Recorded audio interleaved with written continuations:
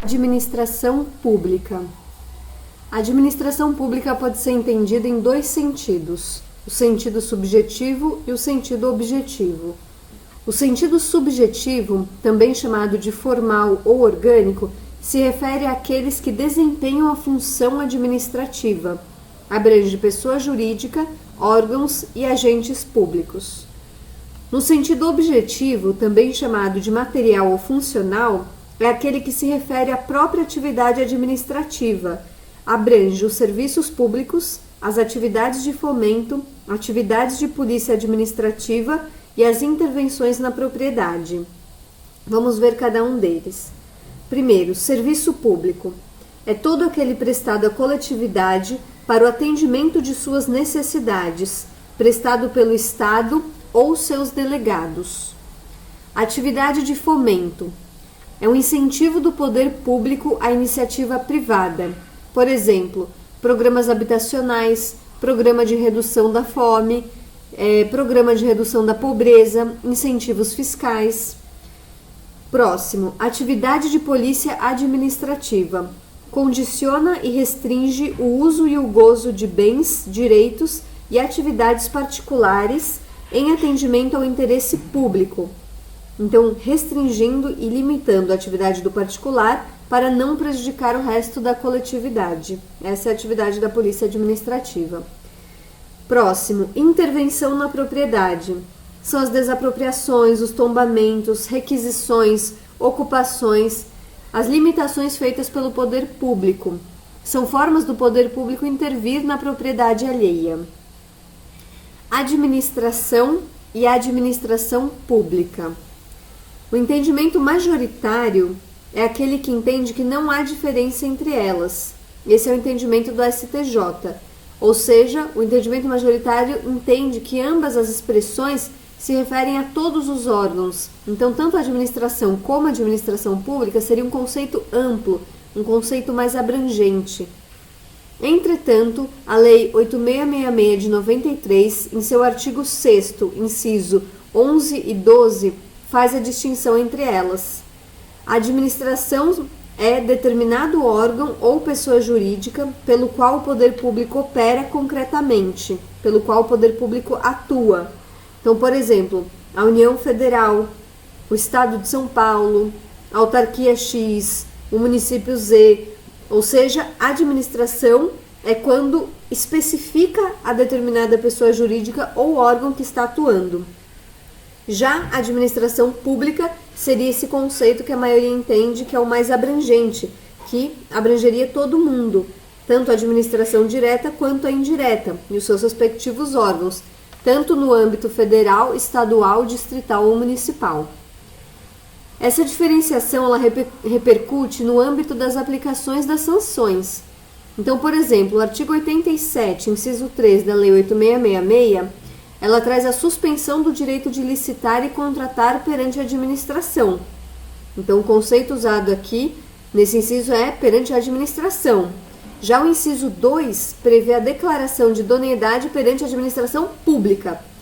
Ou seja, no primeiro inciso, seria perante todos os entes públicos. Seria um conceito erga omnes. Já no segundo, perante aquela específica administração que aplicou a sanção. Então, seria inter partes. Então, a utilidade da diferenciação do conceito de administração e administração pública seria, por exemplo, para aplicação de sanção. Mas o STJ e a maioria da doutrina entende que são conceitos sinônimos que abrangem todos os entes da administração. Organização da administração pública. A administração pública se organiza delegando alguma de suas atividades. E essa delegação pode ser feita através da desconcentração, que é a transferência de atribuições que ocorre dentro de uma pessoa jurídica, é a delegação feita a órgãos públicos internos, por exemplo, secretarias, departamentos, seções, subprefeituras, ministérios. Então, um município vê que uma subprefeitura está sobrecarregada de trabalho. E aí ele cria uma segunda subprefeitura e divide áreas para cada uma atuar. E aí divide esse trabalho que estava sobrecarregado em uma sobreprefeitura. Então, é a criação por lei de um novo órgão público dentro de uma mesma pessoa jurídica. Então, desconcentração, criação por lei de um novo órgão público dentro da mesma pessoa jurídica. Já a descentralização é a transferência de atribuições de uma pessoa jurídica para outra pessoa jurídica diferente. A pessoa jurídica que recebe a delegação, ela pode ser integrante da administração indireta ou não. Por exemplo, a União cria o INSS, que é uma autarquia federal, outra pessoa jurídica, para lidar com as questões da Previdência. Exemplo 2, a União abre licitação para empresas que cuidam de energia elétrica tratarem desse serviço. Né? No caso, por exemplo, no caso de São Paulo, quem ganhou foi a concessionária Eletropaulo. A Eletropaulo é uma pessoa jurídica de direito privado prestando serviço público, mas ela não integra a administração pública.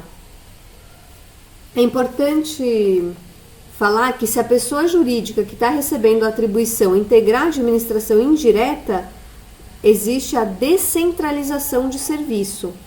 Já se a pessoa jurídica que estiver recebendo a atribuição não integrar a administração pública, fala-se em descentralização por colaboração.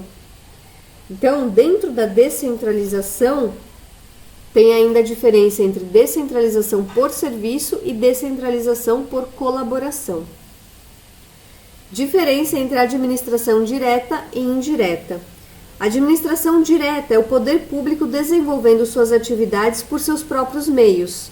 É também chamada de administração centralizada. Quem integra a administração direta? União, Estado, Distrito Federal e municípios. São as pessoas jurídicas políticas ou os entes políticos. Todos são pessoas jurídicas de direito público. Já a administração indireta é o poder público criando pessoas jurídicas para o desempenho de certas atividades. Também são chamadas de administração descentralizada. Quem integra a administração indireta são as autarquias, as fundações públicas, as empresas públicas e as sociedades de economia mista. São as pessoas jurídicas administrativas. É importante falar que não há hierarquia, não há subordinação entre elas. Isso porque as pessoas da administração indireta têm uma independência administrativa, uma autonomia administrativa para atuar. O ente político ele apenas vai fiscalizar se a finalidade pela qual ela foi criada está sendo cumprida. Então é o controle finalístico, ver se a finalidade para a qual foi criada está sendo cumprida. Esse controle também é chamado de controle de tutela ou supervisão ministerial. Tanto as pessoas políticas como as pessoas administrativas sofrem um controle de suas contas realizado pelo Poder Legislativo com auxílio do Tribunal de Contas. Agora vamos ver as pessoas da administração indireta. Vamos começar pelas autarquias. Autarquias são pessoas jurídicas de direito público criadas por lei específica para o desempenho de determinada atribuição. Então, esse é o princípio da especialidade, que uma pessoa jurídica de direito público vai ser criada por lei específica para o desempenho de determinada atribuição, ou seja, uma autarquia criada para o desempenho daquela determinada atribuição. Isso está no artigo 37, inciso 19 da Constituição Federal. Exemplos de autarquias: INSS, IBAMA, INCRA, entre outras. As autarquias são as chamadas longa-manos do Estado, porque elas se assemelham ao ente político. Elas têm prerrogativas e sujeições que são próprias do Estado.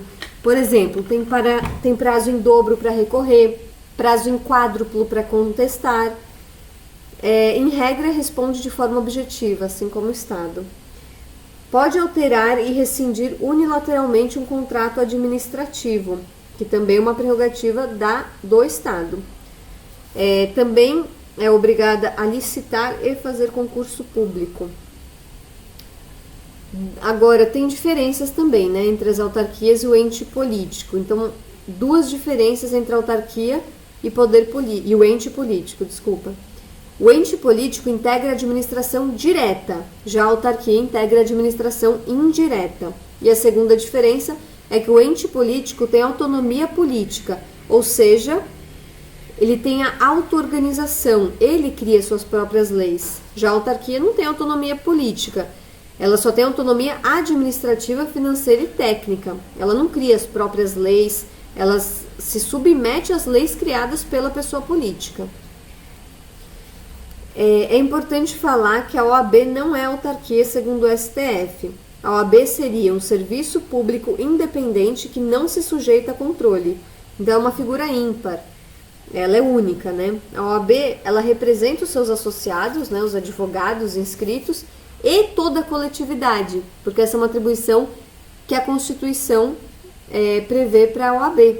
Então, por isso ela é diferente dos outros conselhos de classe, como o CRM, CRO, porque esses só atuam para a sua classe, né? A OAB não, para a coletividade ela também atua.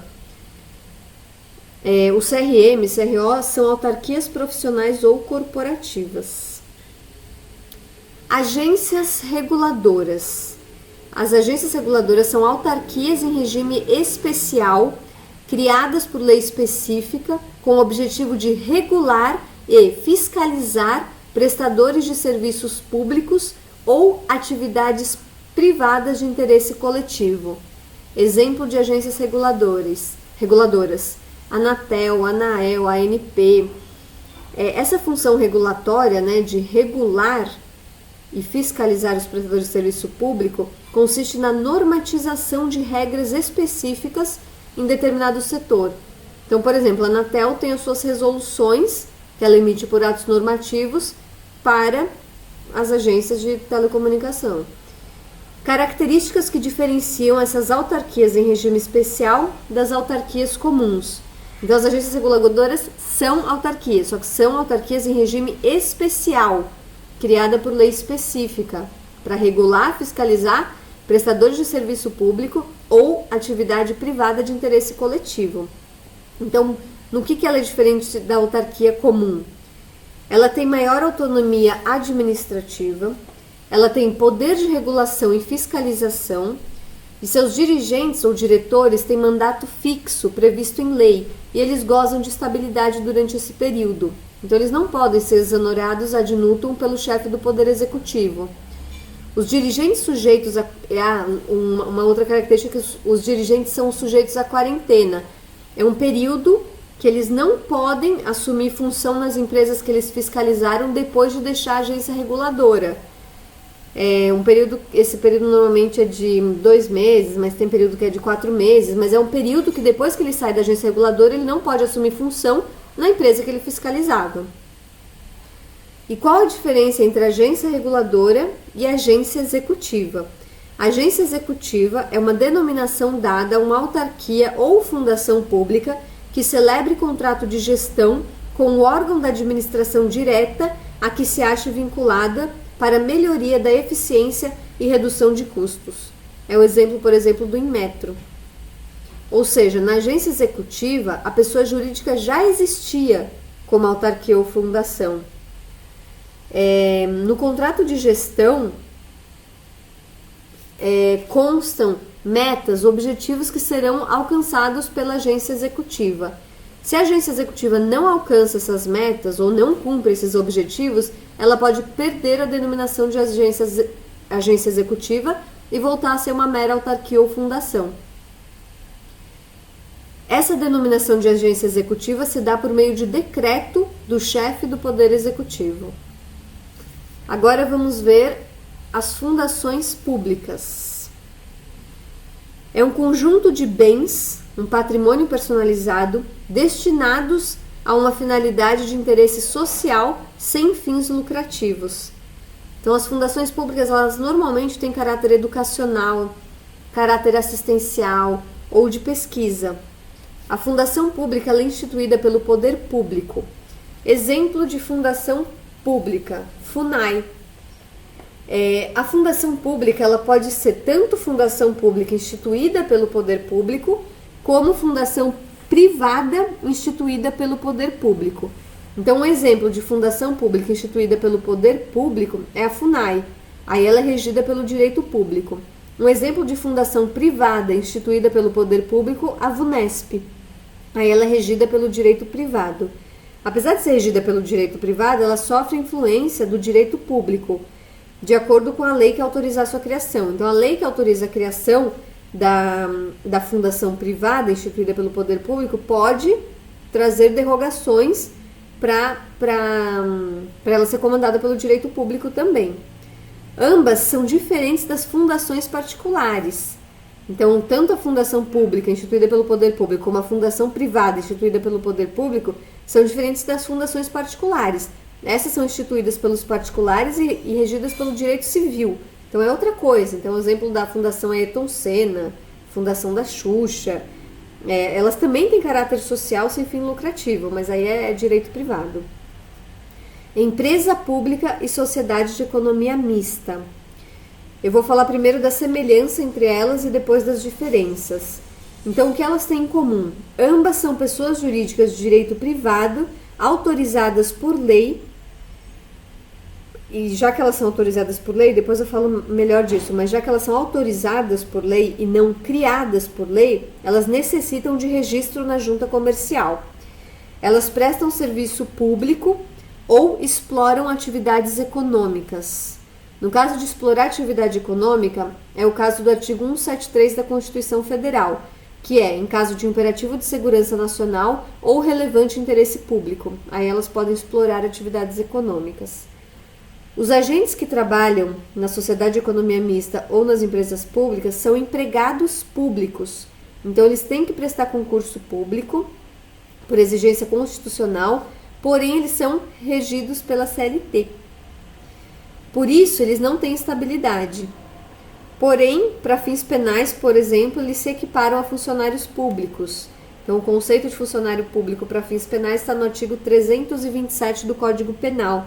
Então, se um empregado público da sociedade de economia mista furta um bem lá na repartição, ele responde por peculato, porque ele é equiparado a funcionário público para fins penais.